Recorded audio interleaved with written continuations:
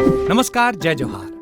क्या आप भी गवर्नमेंट एग्जाम्स की तैयारी करना चाहते हैं? क्या आप भी मेमोरी टेक्निक्स और ट्रिक्स के जरिए बहुत ही कम समय में स्मार्ट स्टडी करना चाहते हैं? क्या आप चाहते हैं कि सीजी व्यापम टॉपर आपको पढ़ाए? तो डाउनलोड करिए योगेंद्र साहू क्लासेस ऐप। यहाँ 10 से अधिक गवर्नमेंट एग्जाम्स क्रैक करने वाले और सीजी व्यापम टॉप करने वाले योगेंद्र सर सीजीपीएससी और सीजी व्यापम के अंतर्गत होने वाले सभी एग्जाम्स की तैयारी कराए। तो डाउनलोड करिए Yogendra Sahu classes app to be the best, learn from the best.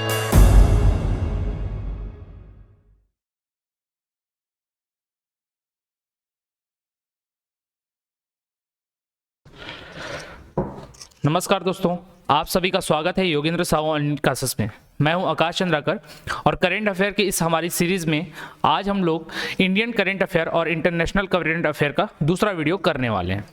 इससे पहले मैंने बताया है कि पहले जितने भी छत्तीसगढ़ के करंट अफेयर थे वो हो चुके हैं। अभी जो हम पढ़ रहे हैं केवल और इंडियन और इंटरनेशनल करंट अफेयर पर फोकस करेंगे। बहुत ही इंपॉर्टेंट टॉपिक्स पर हम चर्चा कर रहे हैं।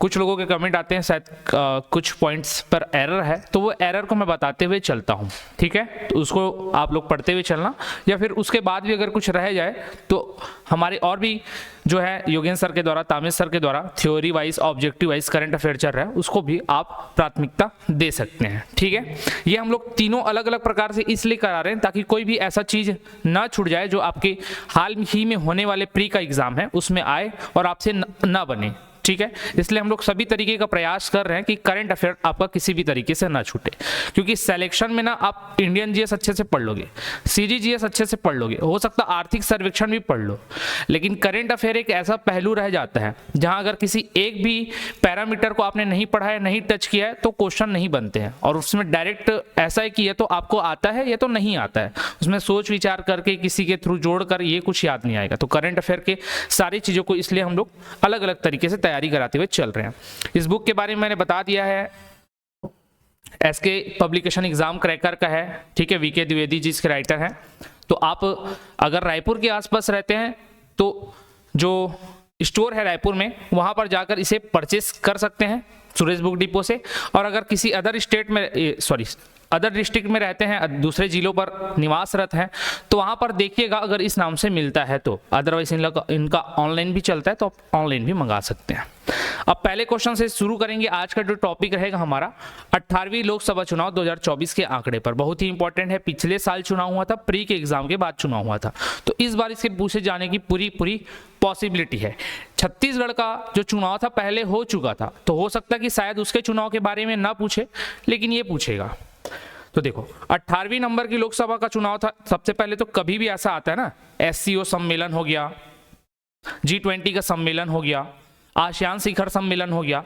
पहले तो उसे क्रम को याद करना होता है कि किस क्रम का है। जैसे आसियान का 44वां और 45वां शायद साथ में हुआ अभी, ठीक है? G20 का 19वां था। तो इस तरीके से आपको क्रम को याद करना है। तो ये क्या है? 18वें क्रम का लोकसभा का चुनाव था, 18वें क्रम का। सबसे पहला क्वेश्चन तो यही बनता है। कारण क्यों है? क्योंकि मैं बता रहा हूं करंट अफेयर में भी कुट वाले प्रश्न देता है पीएससी, तो आपको क्रम याद होना चाहिए। 18वीं क्रम की ये लोकसभा का चुनाव था 2024 में। तो इसके लिए कार्यक्रम की घोषणा कब की गई? इसका जो डेट आया, अनाउंस हुआ कि 7 चरणों में चुनाव होना है, 543 सीटों पर चुनाव होगा, कब किस राज्य में होगा, कब किस सीट पर चुनाव होगा, इसका घोषणा जो किया गया 16 मार्च 2024 को। तो 18वें का कब घोषणा हुआ? 16 को हुआ। कब हुआ? 18वें की घोषणा हुई 16 को। 18वें की घोषणा हुई 16 को, ये याद रख सकते हैं। इंपॉर्टेंट डेट है, याद रखना पूछेगा। सेकंड क्वेश्चन, 18वीं लोकसभा चुनाव 2024 के लिए कुल कितने चरणों में मतदान हुआ था? तो टोटल 7 चरणों में मतदान हुआ था। इस 7 चरणों में से 3 चरणों में तो हमारे छत्तीसगढ़ में ही मतदान हुआ है। 19 को अप्रैल में, 26 को अप्रैल में और 7 को मई में। देन 10 मई को और हुआ था, 13 मई को और हुआ था चौथे चरण का। फिर 20 मई को हुआ था, फिर 25, देन उसके बाद 1 जून लास्ट था। 4 जून को इसके मतदान की गणना हुई थी और 9 तारीख को मेरे ख्याल से शपथ ग्रहण किया गया। तो ये आपको डेट याद रहने चाहिए, पूछता है। छत्तीसगढ़ के संदर्भ में से बहुत इंपॉर्टेंट है, क्योंकि छत्तीसगढ़ का पीएससी आप फाइट करने वाले हैं, तो ये डेट तो आपको याद होनी चाहिए। लोकसभा के 3 चरणों में चुनाव हुए थे, मैंने छत्तीसगढ़ के करंट अफेयर में भी बताया है। 19, 26 और 7, ये दोनों अप्रैल, ये मई। देन चौथा जो चरण हमारे यहाँ नहीं हुआ लेकिन देश में हुआ, फिर 20 को हुआ, 25 को और 1 जून को लास्ट होता है, 7 चरण। अगला प्रश्न, 18वीं लोकसभा चुनाव 2024 में पहले चरण का मतदान कब हुआ था? तो मैंने अभी बताया कब हुआ, 19 अप्रैल 2024 को। सेकंड ये है, थर्ड ये है, ठीक है। 3 मई को नहीं हुआ है exam, sorry election, exam mind में चल रहा है, ठीक।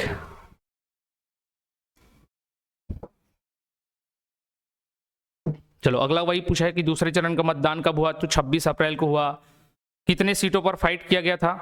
तो टोटल ये आपके 543 सीट पर लड़ाई की गई थी लोकसभा चुनाव के लिए। 545 सीट होता है। अमेंडमेंट के तहत 2 सीटों को जो एंग्लो इंडियन के लिए आरक्षित है उसको हटा दिया गया, तो अब केवल 543 सीट पर ही हमारा जो लोकसभा है वो चलता है। टोटल कुल मत प्रतिशत कितना? तो 65.79 याद रखना है, 65.79, जो कि मतदान प्रतिशत का बहुत ही कम मात्रा है, ऐसा मेरा मानना है, क्योंकि हम आधुनिकता की ओर, मॉडर्नाइजेशन की ओर बढ़ रहे हैं, लेकिन इसमें नहीं आ पा रहे हैं, इसमें आगे नहीं बढ़ पा रहे। तो 65.79 आपको याद रखना है। 6, 5, 7, 9, तो 6 को नॉर्मल याद रख लेना, बाकी 5, 7, 9 दो के डिफरेंस में है, तो ये याद रह जाएगा आपको। 6, 5, 7, 9 2 अंक के बाद दशमलव लगाना है। 6 नॉर्मल याद रखना, 5, 7, 9 ये याद रखना, 6, 5, 7, 9 करके, तो ये आपको परसेंटेज भी याद रहेगा। 18वें का चुनाव कब हुआ? मैंने बोला 16 को। परसेंटेज कितना है? 6, 5, 7, 9। कितने चरण में? 7 चरणों में। परिणाम कब आया? तो 4 जून को। 4 जून को मतगणना हुई थी, उसी दिन रिजल्ट आया, जिसमें सर्वाधिक जो सीट लेकर आए थे बीजेपी की पार्टी ने लाया था 240, और उन्हीं के तहत उनका जो अलायंस था एनडीए, उसने अपना जो सत्ता है वो कायम किया। पहले चरण का मतदान कब हुआ? तो 19 अप्रैल को हो गया था। दूसरे चरण का छत्तीसगढ़ में कब हुआ? 26 अप्रैल को हो गया। यहाँ पर सीटों के नाम भी दिए, कांकेर, राजनांदगांव, महासमुंद। पहले वाले तो आपके बस्तर के क्षेत्रों में हुआ था। तीसरे चरण का मतदान 7 मई को हुआ था, ये भी मैंने बताया है आपको। छत्तीसगढ़ में 3 मतदान हुए। 18वीं लोकसभा चुनाव 2024 में कुल कितनी अनुसूचित जाति के लिए आरक्षित सीट थी? याद रखना इंपॉर्टेंट है। हमारे यहाँ एसटी को ज्यादा आरक्षण है छत्तीसगढ़ में, लेकिन आप सेंट्रल वाइज देखें या पूरे देश के नजरिए से देखें तो सबसे ज्यादा जो आरक्षण है वो किसको मिलता है? अनुसूचित जाति को, एससी को मिलता है, शेड्यूल कास्ट को। एसटी को कम है, एसटी को कितना है? 47 है, और इनका कितना है? 84 है। जस्ट डबल आप करेंगे तो 94 होता है, बट उससे 10 कम याद रखना। जैसे एसटी का अगर आपको याद हो जाता है 4, 7, एसटी 7 आ रहा है तो 47 ऐसे करके याद हो गया। तो इसका डबल से 10 कम करोगे तो याद रहेगा आपको 84 एससी का होता है, ठीक है। बाकी जो बचे सीट हैं वो क्या है? वो सारी के सारे सामान्य है, जनरल का है। कहीं पर भी आपकी ओबीसी का आरक्षण नहीं मिलता। ओबीसी का आरक्षण केवल और केवल पढ़ाई लिखाई में है और आपके जॉब में है। लोकसभा चुनाव 2024 में कुल कितनी अनुसूचित जाति के लिए? तो एसटी आ गया, अनुसूचित जनजाति, जनजाति के लिए तो 47। इसमें सबसे ज्यादा लोकसभा सीटें कहां थी? तो यूपी सबसे बड़ा लोकसभा सीटों वाला राज्य है, क्षेत्रफल के दृष्टिकोण से नहीं, सीटों के मामले से। यहाँ 80 सीट हैं, ये आपको ध्यान में रखने, इंपॉर्टेंट है ना। अभी कभी डेटा पूछता है, बट उतना इंपॉर्टेंट नहीं है। अधिकतर जिस पीएससी का एग्जाम होता है ना, यूपीएससी होता है, तो मैं बोलता हूँ सबको पूछ सकता है। स्टेट पीएससी में रेयर केस में पूछे जाते हैं कि सूची मिलान करो, कौन सा ये स्टेट के नाम है, इधर सीटों के नाम है, मिलान करो किसमें कितना है, इतना बस पूछेगा। अगर पूछ दिया रेयर केस में। अधिकतर केस में यही देखा गया है कि जिस स्टेट की पीएससी को आप फाइट कर रहे हैं वहां कितने सीट है ये पूछा जाता है। तो हमारे यहाँ कितना सीट है कमेंट करके आप लोग बताएंगे। लोकसभा की सीट कितनी है और राज्यसभा की सीट कितनी है, दोनों बताना। लोकसभा चुनाव 2024 में कम लोकसभा सीटें कहाँ थी? तो सिक्किम में थी। इसके अलावा और है मिजोरम और नागालैंड, यहाँ एक एक सीट है बस। सिक्किम हो गया, मिजोरम हो गया, नागालैंड, वहाँ केवल एक और एक सीट है, उसके अलावा ज्यादा सीट नहीं है यहाँ पर, ठीक है सर। इतना सारा है इसमें डेटा, क्या क्या याद रखना? एक तो डेट 16 मार्च को हुआ था, याद रखना। कितने चरण में? 7 चरणों में। कितने सीटों पर? 543 सीटों पर, ठीक है। छत्तीसगढ़ में कौन कौन से चरण थे? 19, 26, 7, ये याद रख लो। टोटल 7 चरण तो मैंने बताया, लेकिन स्पेशली छत्तीसगढ़ का याद रख लो। कितना परसेंटेज वोट पड़ा था? तो 6579, ये याद रख लो, ये ज़्यादा इंपॉर्टेंट है।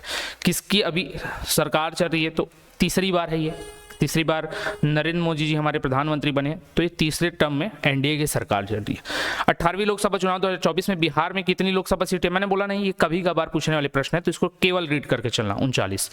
तमिलनाडु में कितनी सीटें हैं, तो यहाँ पर भी 39 बताया जा रहा है, ठीक है। मतदान प्रतिशत किस चरण में हुआ सबसे कम, तो सबसे कम लास्ट में होता, सबसे कम किस में हुआ, लास्ट में हुआ, तो लास्ट में सप्तम, क्योंकि सबसे कम मतलब सबसे लास्ट, सबसे लास्ट में हुआ करके याद रखना, 7वें चरण में हुआ है, ये 61.63 के समथिंग है। सबसे ज्यादा मतदान किस चरण में हुआ था, तो चौथे चरण में हुआ था। चौथे चरण में ये देखा गया था मैक्सिमम वोट परसेंटेज गया था। कम लोकसभा सीटें किस राज्य में है, तो इन सभी में है मिजोरम, नागालैंड और सिक्किम, इन तीनों में सबसे कम सीटें देखी गई हैं।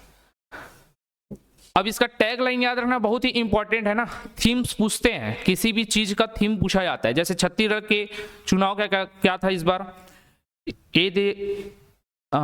कुछ इस टाइप का था, ए दारी जाबो वोट दे बर चुनाव तिहार मनाए बर, ऐसे करके कुछ था, ठीक है। तो बहुत लंबा लाइन था, आपको याद आ जाएगा अगर आपने रीड किया होगा तो। उसका शुभंकर के बारे में पूछा था, तो चुनई चिरई ऐसे करके था, चुनई चिरई वो था, वो आपको याद रखना है। सेम यहाँ पर टैग लाइन पूछेगा, इसको ध्यान में रखना। 2024 के लोकसभा चुनाव का टैग लाइन क्या था, तो चुनाव का पर्व देश का गर्व होगा, ठीक है। क्या होगा, देश का गर्व, चुनाव का पर्व देश का गर्व। जब आप इलेक्शन के बारे में कुछ भी बोलेंगे ना, तो एक ऐसे आपको लोगो बना हुआ आएगा जिसमें हिंदी में लिखा मिलेगा चुनाव का पर्व और नीचे इंग्लिश में मिलेगा देश का गर्व।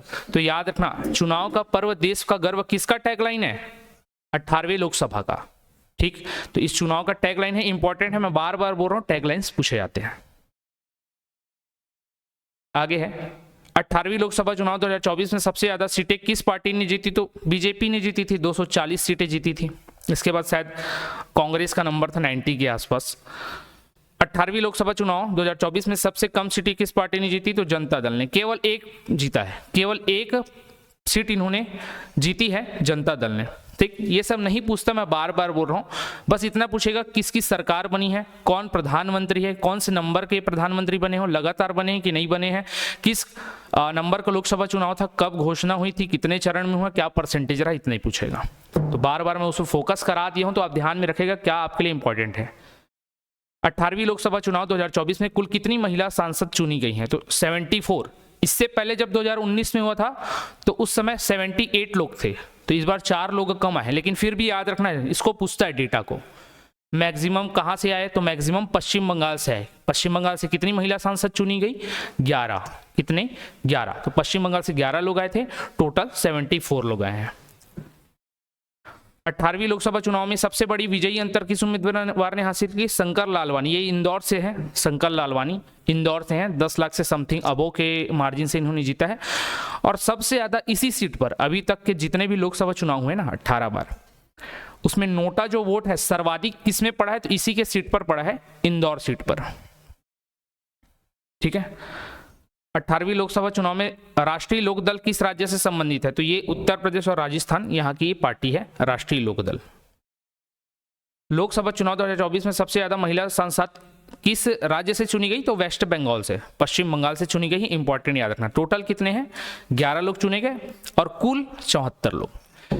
निर्दलीय सांसद कितने चुने गए हैं इस बार, तो टोटल 7 निर्दलीय सांसदों ने इस बार विजय हासिल की है।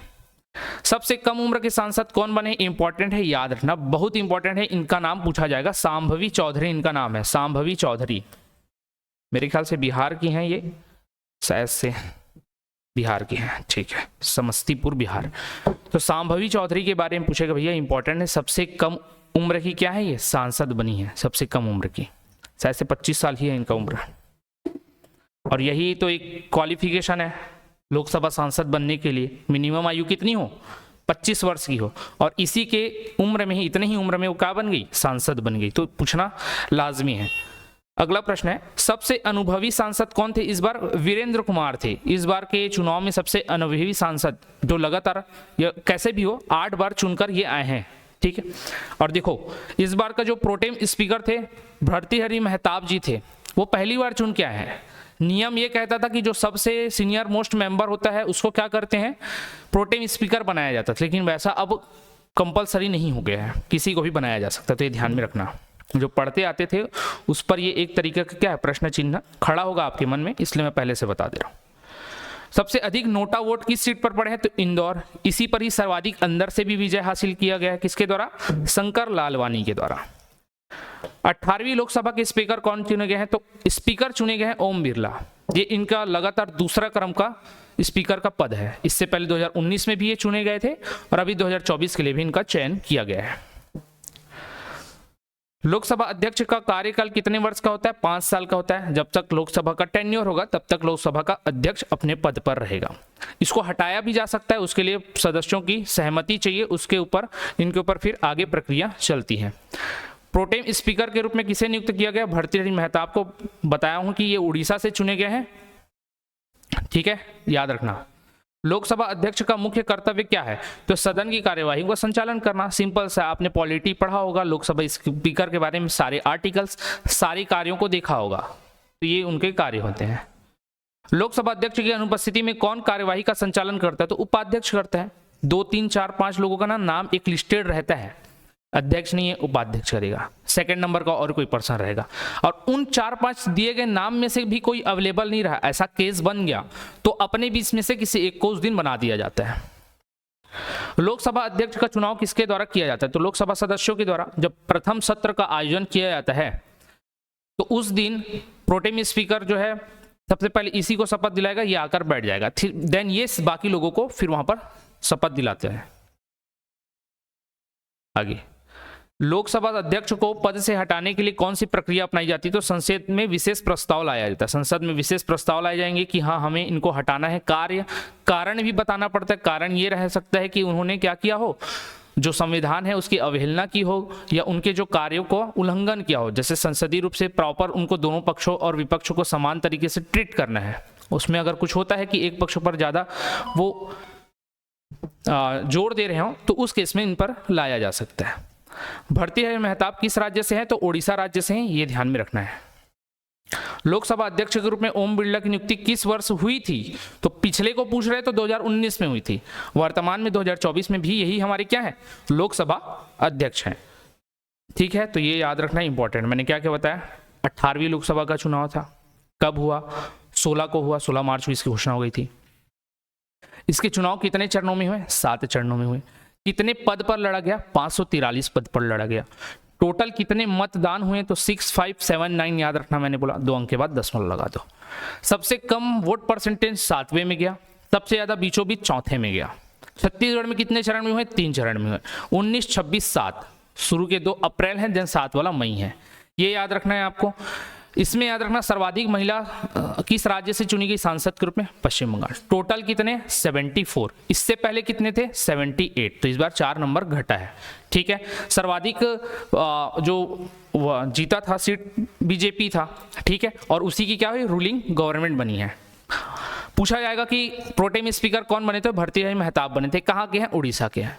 इस बार लोकसभा का अध्यक्ष किसे चुना गया स्पीकर? तो ओम बिरला को। ये उनका कौन से क्रम का लोकसभा अध्यक्ष का कार्यकाल है? तो दूसरे क्रम का। इससे पहले कब थे? 2019 में, ठीक है। तो ये सब पूछता है। अब इसके बाद क्या पूछे जाने वाले प्रश्न है? भारत रत्न तो पिछले वीडियो में कर लिए थे, इसके बाद पूछे जाएंगे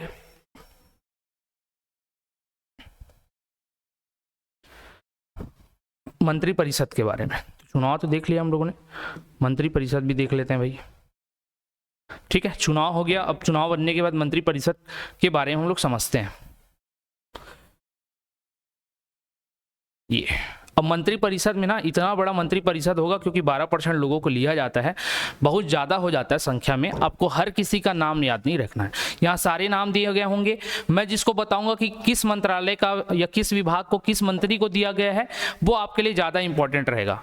जैसे सबको पता है वित्त मंत्रालय पिछले 2 या 3 बार से किनके पास है? 2 बार से, पिछले बार और इस बार मेरे ख्याल से। तो ये किनके पास है? निर्मला सीतारमण के पास है। तो ये पूछे जाते हैं, तो ऐसे प्रश्नों को याद रखने हैं। ये यहां से पढ़ना है। नए कैबिनेट मंत्री एवं राज्य मंत्री का गठन। हमारे यहाँ से एक राज्य मंत्री का चुनाव हुआ है।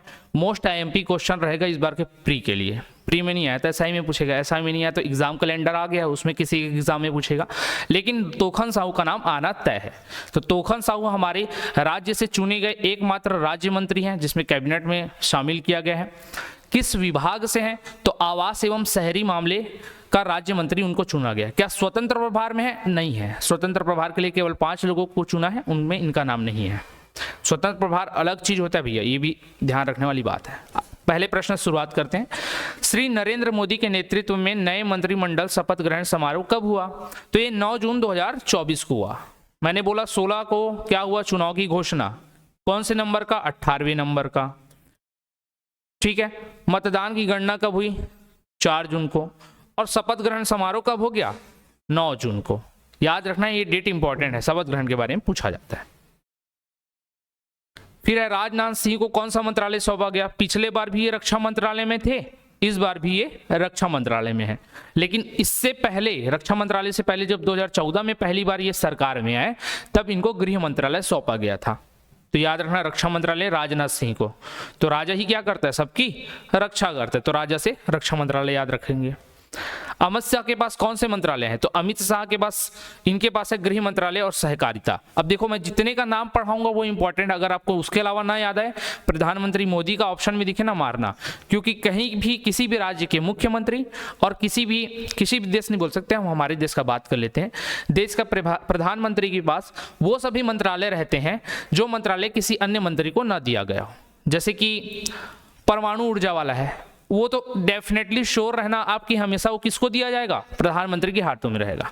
ठीक, तो इस टाइप के कुछ चीजों को याद रखना है। अगर यहाँ पर दिया हो उनके बारे में तो मैं बता देता हूँ, उनके कार्यों के बारे में नहीं दिया गया, तो इतना ध्यान मेरे पास रख लेना। तो अमित शाह पिछले बार भी गृह मंत्री थे, इस बार भी गृह मंत्री इनको बनाया गया है। देन है नितिन गडकरी, पिछले बार भी सड़क परिवहन मंत्री थे, इस बार भी उनको बनाया गया है।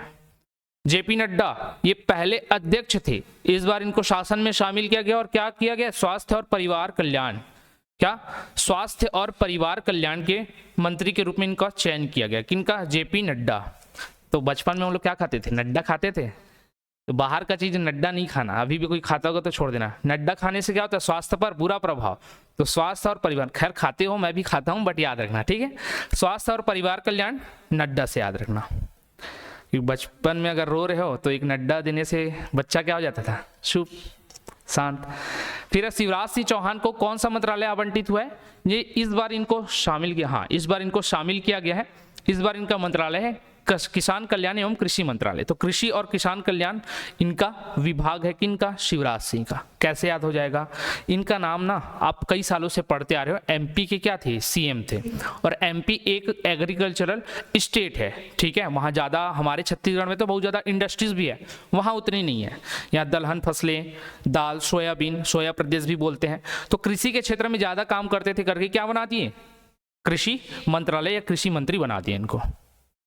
कृषि मंत्रालय इनके अधीन है। अगला है निर्मला सीतारमण को कौन सा मंत्रालय सौंपा गया? वित्त। एस जयशंकर को कौन सा मंत्रालय आवंटित हुआ है? तो विदेश मंत्रालय। पिछले बार भी विदेश मंत्री थे, इस बार भी इनको दिया गया है। बहुत सारे लोगों का पूरा रिपीटेड है। पीयूष गोयल, वाणिज्य एवं उद्योग। इस टेन्योर से पहले वाले टेन्योर में इनको रेल मंत्रालय सौंपा गया था, उसके बाद अश्विनी वैष्णव को दिया गया। अभी भी अश्विनी वैष्णव को ही रेल मंत्री बनाया गया है, और ये अब क्या है? वाणिज्य एवं उद्योग मंत्री पीयूष गोयल, ठीक है। तो गोयल टीएमटी करके पढ़ते ही है, हर जगह रॉड का एडवर्टाइजमेंट होता है गोयल टीएमटी। तो क्या है? गोयल टीएमटी किसी ना किसी इंडस्ट्री में ही बनेगा, तो इंडस्ट्री वाला इनके पास है, गोयल के पास। प्रहलाद जोशी को कौन सा मंत्रालय आवंटित हुआ है? तो प्रहलाद जोशी, प्रहलाद को ना आइकॉनिक कैरेक्टर जो हमारे पुराणों में है उनसे रिलेट कर लेना। प्रहलाद क्या करेंगे? नागरिकों की रक्षा करेंगे, उनका संरक्षण करेंगे। तो वही याद रखना, उपभोक्ता मामले, खाद्य और सार्वजनिक वितरण, तो खाने पीने का तो यही वितरण करते हैं प्रहलाद, ऐसे करके याद रखना, ठीक है। अगर कहानी आपने सुना होगा नरसिंह अवतार वाला तो याद हो जाएगा, ठीक। तो प्रहलाद उनका नाम होता है। उपभोक्ता मामले और खाद्य सार्वजनिक वितरण का देखते हैं, पीडीएस सिस्टम। अश्विनी वैष्णव को कौन सा मंत्रालय दिया गया? रेल विभाग, ये याद रहेगा। रेलवे में ज्यादा पूछता है, रेलवे के अभी एग्जाम चल रहे हैं उसमें सब आते हैं। कपड़ा मंत्री कौन बने? तो इस बार बने हैं गिरिराज सिंह। गिरिराज सिंह को क्या बनाया गया है? कपड़ा मंत्री, ठीक है। तो गिरिराज से याद रखना, गिरिराज को नॉर्मल रीड कर लेना, अब मैं जिस तरीके से रिलेट कर दूं मैं बताऊंगा नहीं। तो गिरिराज सिंह को कपड़े मंत्री के रूप में आप लोग जानिएगा।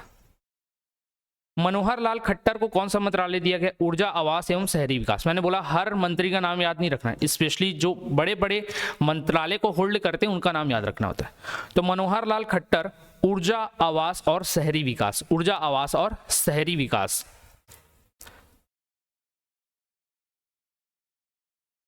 आगे है, हरदीप सिंह पुरी को कौन सा मंत्रालय दिया गया? तो पेट्रोलियम और प्राकृतिक गैस मंत्रालय, पेट्रोलियम और प्राकृतिक गैस मंत्रालय किनको दिया गया? हरदीप सिंह पुरी। तो मैं बस इतना बता देता हूँ, पूरी खा के क्या हो जाएगा ये याद रख लेना, ठीक है। तो पेट्रोलियम और प्राकृतिक गैस मंत्रालय आपको याद हो जाएगा। ज़्यादा जिन लोग छोले भटूरे पूरी वगैरह खाते रहते हैं उनको प्रॉब्लम हो जाता है, ठीक है, गैस का, तो वहाँ से याद रख लेना। राम मोहन नायडू को कौन सा मंत्रालय सौंपा गया है? तो यहाँ पर उनको दिया गया उड्डयन मंत्रालय दिया गया, उपभोक्ता नहीं है, उड्डयन। उड्डयन मतलब जो भी हवाई फ्लाइट इस सब का रहता ना, वो मंत्रालय इनको सौंपा गया। किनको? उपभोक्ता तो अभी मैंने बता दिया, प्रहलाद जोशी वाला था। तो राम मोहन नायडू का कौन है? उड्डयन। तो राम जी उड़ के ही आए थे, श्रीलंका जब गए थे, श्रीलंका से वापस जब आए तो किस में आए थे? पुष्पक विमान में। तो राम जी से याद रख सकते हो किससे आए थे? उड्डयन से। और नायडू में भी डर आ रहा है तो राइमिंग वर्ड से भी याद हो जाएगा ये। फिर सी आर पाटिल को कौन सा मंत्रालय सौंपा गया है? तो सी आर पाटिल को जल शक्ति मंत्रालय सौंपा गया है। जल शक्ति अलग चीज है और पोत वाहन ये सब वाला जो रहता है वो अलग चीज है, ठीक है। जो बंदरगाह वाला जो डिपार्टमेंट रहता है वो अलग चीज होता है और जल शक्ति अलग चीज होता है, तो ध्यान में रखना। जल शक्ति किनको दिया गया? सी आर पाटिल को। कृषि कल्याण किनको दिया गया था? शिवराज सिंह को, ठीक है। स्वास्थ्य और परिवार कल्याण किनको दिया गया था? नड्डा को। तो ये ध्यान में रखना। फिर भूपेंद्र यादव को, ये पिछले बार भी मेरे ख्याल से वन जलवायु मंत्री थे शायद से, जहां तक मुझे याद रहा है। इस बार इनका क्या है? यही मंत्रालय है, अगर पिछले बार भी यही रहा हो तो। वन, पर्यावरण और जलवायु परिवर्तन मंत्रालय है। भूपेंद्र यादव। कौन? भूपेंद्र यादव।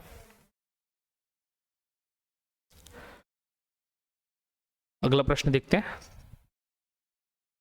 शिक्षा मंत्री कौन है? पिछले बार भी धर्मेंद्र प्रधान थे, इस बार भी धर्मेंद्र प्रधान को रखा गया है।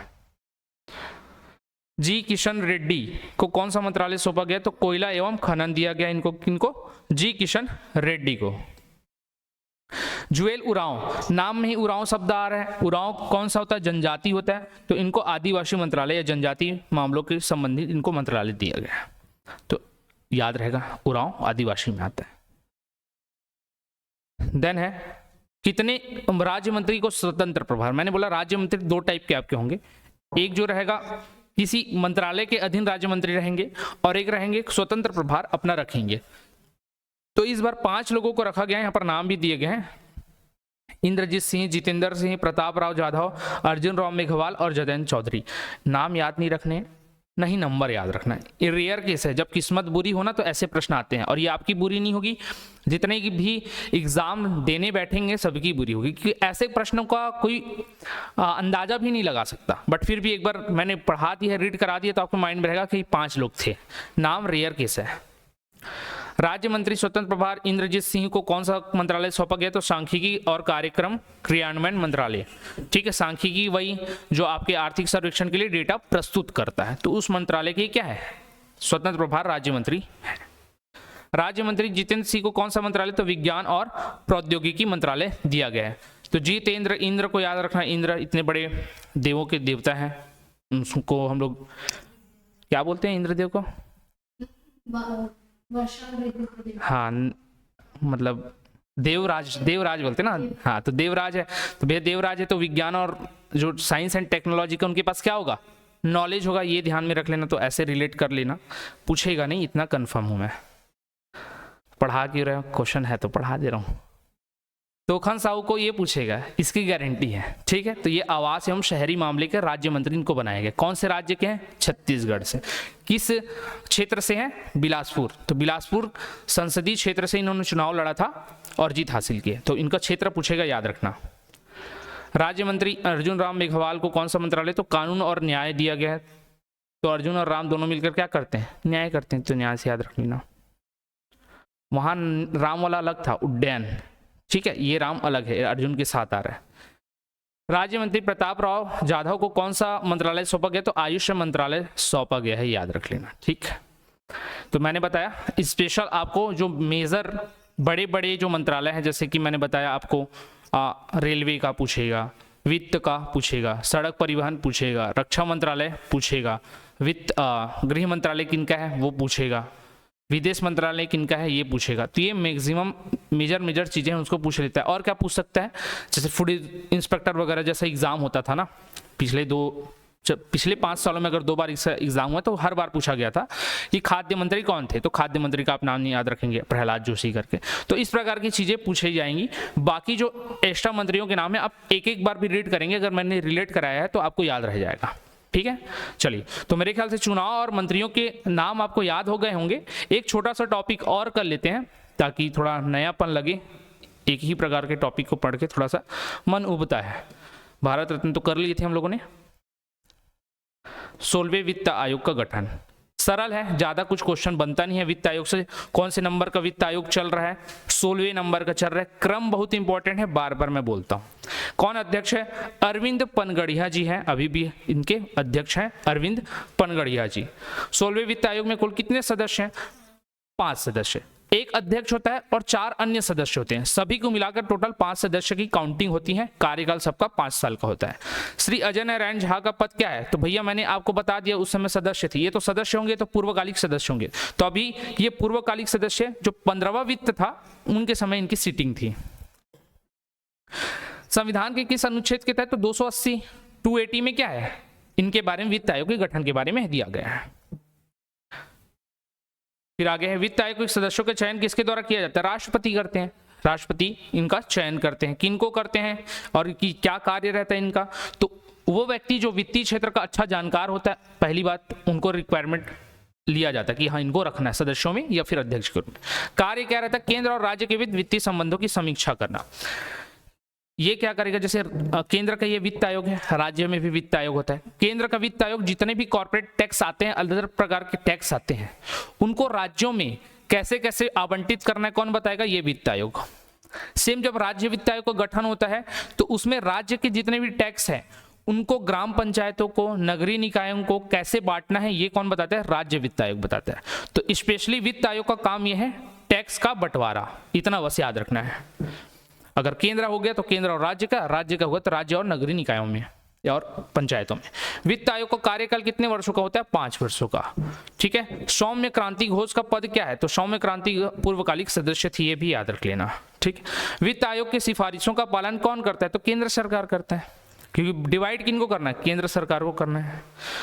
इसलिए देखना जब भूपेश बघेल जी की सरकार थी तो हर बार केंद्र पर क्या लगाते थे, आरोप कि हमें इतने समय का क्या नहीं मिला है, जो हमारा राजस्व कर मिलना चाहिए था वो मिला ही नहीं है, लगभग कुछ 1000 करोड़ों का था। तो ये होता है क्योंकि वित्त आयोग हर बार अपना देगा कि अगले 5 साल के लिए कितने पैसे इनको देने हैं, ये बदलाव होता है।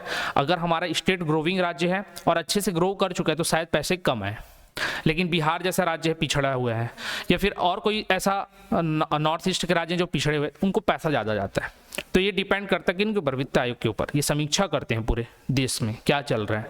फिर वित्त आयोग का गठन कितने वर्षों में एक बार होता है, तो हर 5 साल के लिए चयन किया जाता है और 5 साल तक जो ये समीक्षा रिपोर्ट देते हैं आगे आने वाले 5 साल के लिए काम आता है। और जब वो 5 साल तक वो रिपोर्ट काम करेगा उस ड्यूरेशन में फिर एक वित्त आयोग का गठन किया जाता है।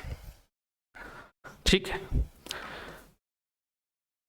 फिर है वित्त आयोग की सिफारिशों का कार्यान्वयन कौन करता है, केंद्र सरकार, तो कर लिए थे। क्या करता है ये, वित्तीय स्थिति का विश्लेषण। तो वित्तीय स्थिति के विश्लेषण के आधार पर सिफारिश देता है कि हाँ ये जो राज्य, जैसे कि हम बात कर लेते हैं महाराष्ट्र को ज्यादा फंडिंग की जरूरत नहीं है। कारण क्या है उसका, क्योंकि वहां पर ही हमारा जो राजस्व कैपिटल बोल सकते हैं मुंबई, तो मुंबई से इतने अर्निंग खुद हो जाता है कि उस राज्य को शायद एक्स्ट्रा पैसे की आवश्यकता ना हो। तो उनको ऐसा नहीं कि नहीं जाएगा, कम जाएगा, लेकिन वहीं पर बिहार को बोलूं तो शायद वहां ज्यादा जाए। तो ये इनका क्या रहता है, विश्लेषण रहता है, सिफारिश से करते हैं। वित्त आयोग के अध्यक्ष का अनुभव किस क्षेत्र में होना चाहिए, वित्तीय क्षेत्र में होना चाहिए। कितने सदस्य होते हैं, तो 5 साल नहीं आएगा। सदस्य पूछ रहे हैं तो टोटल 5 सदस्य होते हैं, लेकिन अगर प्रश्न में ये बोल दे कि अध्यक्ष को छोड़कर तो कितने बोलेंगे आप, 4 बोलेंगे, और अध्यक्ष सहित बोले तो 5 बोलेंगे। तो दोनों को याद रखना है। ठीक। तो वित्त आयोग के अध्यक्ष पूछेगा अरविंद पनगड़िया, कौन से क्रम का, 16वें वित्त का। ठीक है। और एक लास्ट लड़कों के लिए स्पेशली हम लोग आज पढ़ लेते हैं क्या, मिस वर्ल्ड। तो लोग भी खुश हो जाएंगे, मिस वर्ल्ड के बारे में भी पढ़ा दिए सर, चलो बढ़िया है करके। फोटोज नहीं लगे तो और ज्यादा खुश हो जाते हैं। तो 71वीं मिस वर्ल्ड 2024 ठीक है, आयोजन 2023 का था, आयोजन हुआ 2024 में था। तो याद रखना 71वां जो मिस वर्ल्ड था वो 2023 वाला था, आयोजन 2024 में हुआ है। कब हुआ है? तो 9 मार्च 2024 को हुआ है। कब हुआ है? 9 मार्च 2024 को इसका आयोजन किया गया था। इसके विनर्स का नाम ज़्यादा इंपॉर्टेंट होता है, ठीक है। इस बार की जो प्रतियोगिता में का स्थान कहाँ था? तो नई मुंबई में किया गया था। याद रखना कहाँ किया गया था? नई मुंबई में किया गया था। जब ऐसा कोई बड़ा इवेंट हमारे देश में होने लगे ना तो वो स्थान मैटर करता है। फिर प्रतियोगिता की विजेता कौन थी? तो ये नाम याद रखना, ये पूछेगा। कौन? क्रिस्टीना प्लिस्कोवा या प्लिस्कोवा, ठीक है। तो प्लिस्कोवा का नाम याद रखना, क्रिस्टीना प्लिस्कोवा कौन है? मिस वर्ल्ड है, ठीक। तो प्रिज में प्रिंस से प्रिंसेस याद रख लेना। तो प्रिंसेस ही क्या बन सकती है भैया? मिस वर्ल्ड बन सकती है। बाकी मैं दूसरे तरीके से याद क्या बताऊं आप लोग, ठीक है। फिर 71वें मिस वर्ल्ड प्रतियोगिता में भारत का प्रतिनिधित्व किसने किया? सिनी शेट्टी ने किया था। सिनी शेट्टी ने भारत का प्रतिनिधित्व किया। आयोजन का हुआ मुंबई में हुआ। कब हुआ? 9 मार्च को हुआ। विजेता कौन रही? क्रिस्टीना प्लिस्कोवा रही थी। 71वें मिस वर्ल्ड प्रतियोगिता की रनर अप कौन रही? तो यास्मीन जायटॉन थी। यास्मीन जायटॉन, ये लेबनान की थी, यास्मीन जायटॉन। तो इनको तनाव नहीं पूछेगा, उनका जरूर पूछेगा, क्रिस्टीना का। अब तक कितनी भारतीय महिलाओं ने मिस वर्ल्ड का खिताब जीता? ये आपके स्टैटिक जी के पोर्शन में बोल सकते हैं, 6 लोग हैं। लास्ट में मानुषी छिल्लर ने जीता था। पृथ्वीराज चौहान के मूवी में आई थी, फ्लॉप हो गया था मूवी। 6 मूवी आए थे, सॉरी 6 लोगों ने जीता है। नाम दिया रीता फारिया। इनके बारे में स्टैटिक जी के में आता है। मैं ये भी बता सकता हूँ, रेलवे में ज़्यादातर आता है। रेलवे के एग्जाम में आप देखेंगे ना तो पहला मिस वर्ल्ड विजेता कौन थी ये जरूर पूछ देता है। तो रीता फारिया का नाम याद पहले जमाने के लोग करते थे, ठीक है। अब ये नहीं आता है। ऐश्वर्या राय बनी है, डायना हेडन बनी, युक्ता युकी बनी है, प्रियंका चोपड़ा और मानुषी छिल्लर। 1966 में किसने जीता? तो रीता फारिया जी ने सबसे पहली बार जीता था। 94 में ऐश्वर्या राय ने जीता। सबसे पहले किस महिला ने? तो रीता फारिया ने जीता। 99 में किसने जीता? तो युक्ता मुखी में। 2000 में प्रियंका चोपड़ा ने। वही प्रश्न है प्रियंका चोपड़ा वाला, ठीक है। 2017 में किसने जीता लास्ट टाइम? तो ये लास्ट टाइम जीता है मानुषी छिल्लर ने। 2023 प्रतियोगिता में कितने देशों के प्रतिभागियों ने भाग लिया? तो 112 देश के प्रतिभागी आए हुए थे इस आयोजन में, जिसमें से क्रिस्टीना प्लिस्कोवा ने पहला स्थान हासिल किया। मिस वर्ल्ड प्रतियोगिता का आयोजन कितने वर्षों के बाद भारत में हुआ था? तो ये 28 साल में हुआ था। ये टोटल 28 साल बाद आयोजन किया गया है। कहीं कहीं पर सोर्स में 27 दिखेगा, लेकिन अधिकतर आपने अगर न्यूज़पेपर को फॉलो किया होगा तो आपको 28 दिखना हुआ मिला होगा। तो 28 साल ही आपको याद रखना है, ठीक है। तो ये थे, कितना टाइम हो गया? तो एक और हो जाएगा। मानव विकास रिपोर्ट इंपॉर्टेंट है, छोटा सा है, करा दूं? ज्यादा लग रहा है क्या? नहीं लग रहा है? ज्यादा लग रहा है? अच्छा ठीक ठीक ठीक है। मंत्रालय वाले में तो कुछ था ही नहीं, उसमें तो केवल कुछ कुछ नाम बस याद रखने थे। ये मेरे ख्याल से 1 पेज का होगा बस, ये दे, ठीक है। जब भी ऐसे सूचकांक वाले आते हैं ना रिपोर्ट, तो इस रिपोर्ट में ना कौन पहले स्थान पर रहा, भारत का स्थान क्या था, कौन जारी करता है और किस डेट पे आया, और ज्यादा से ज्यादा रेटिंग 0.7, ये तो पॉइंट में रहता है। अगर एक किसी ने हासिल कर लिया मतलब वो मैक्सिमम है, उस देश की जनता पूरी तरीके से सुखी है ये मानेंगे, तो 1 के अंदर ही रहता है ये। तो वही पूछा कि मानव विकास रिपोर्ट 2024 कब जारी हुआ? तो 13 मार्च को हुआ। कब? 13 मार्च 2024 को हुआ। कौन जारी करता है पूछता है हर बार? यूएनडीपी करता है, ठीक है। यूनाइटेड नेशन डेवलपमेंट प्रोग्राम के द्वारा होता है। तो किसके द्वारा? संयुक्त राष्ट्र विकास कार्यक्रम, इंग्लिश में यूएनडीपी इनको बोलेंगे। मानव विकास सूचकांक की स्थिति के आधार पर किस देश को शीर्ष स्थान प्राप्त हुआ? तो स्विट्जरलैंड को। अधिकतर तौर पर यही रहता है, इनका ही देखना है। इसका 0.9 के आसपास रहता है, 0.96 है। पिछले बार मेरे ख्याल से जब 2020 में आया था उस रिपोर्ट में 0.90 या 92 के आसपास था, इस बार 96 है और इन्होंने अपनी स्थिति को बढ़ाया है। याद रखना एक बार के एग्जाम में पूछा गया है किन कारणों से किस आधार पर दिया जाता है? तो जीवन स्तर, शिक्षा और स्वास्थ्य सेवा, इसको देखा जाता है कि आपके राष्ट्र में रहने वाले लोगों का जो शैक्षिक स्तर है डेवलपमेंट हुआ या नहीं, जीवन स्तर में बढ़ोतरी हुई या नहीं, रोजगार का सृजन हुआ या नहीं। मतलब हर तरीके से एक जो मनुष्य है या मानव है वो ऊपर की ओर बढ़ रहा है या नहीं।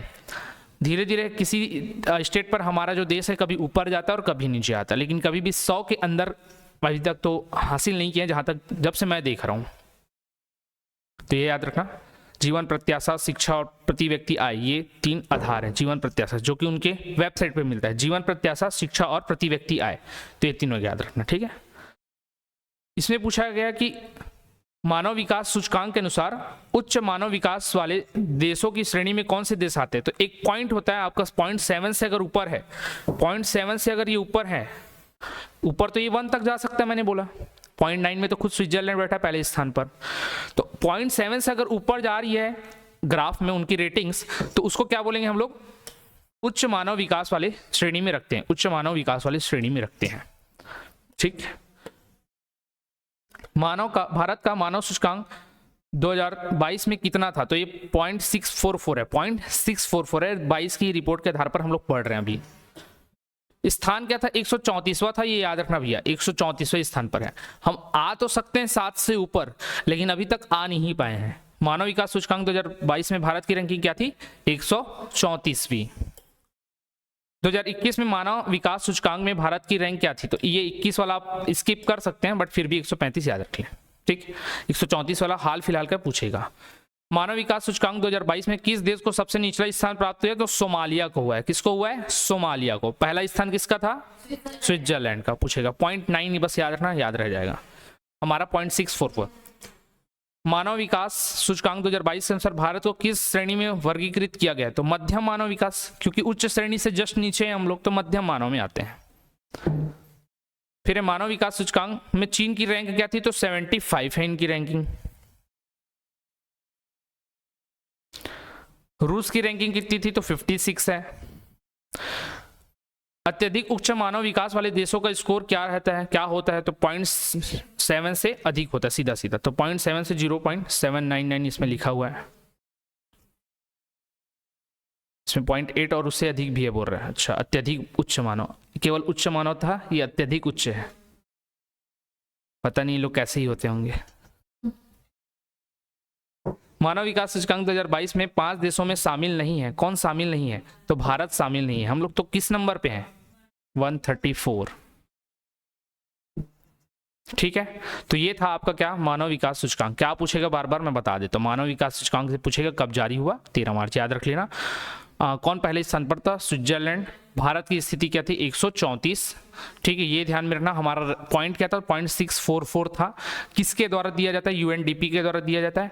क्या क्षेत्र या क्या मापदंड है इसके, तो जीवन प्रत्याशा, शिक्षा और, ठीक। तो ये पूछा जाता है, इतने को याद रखना। इससे में बाकी सब चीजें आपके काम का नहीं है, रीड बस कर लेना, ताकि आपका विजन थोड़ा ओपन रहे, ओपन माइंडेड आप रहे एग्जाम के लिए, ठीक है। तो ये आज का टॉपिक हमारा कंप्लीट होता है करंट अफेयर्स का। वीडियो अच्छा लगा हो तो लाइक जरूर करना, चैनल को सब्सक्राइब कर लेना, और किसी भी कोर्स की जानकारी चाहिए हो तो हमारे कॉन्टैक्ट नंबर पर आप कमेंट कॉल करके पूछ सकते हैं, 8770123687। बाकी एडवर्टाइजमेंट में आपने हर प्रकार के टेस्ट सीरीज और कोर्स के बारे में देखा होगा।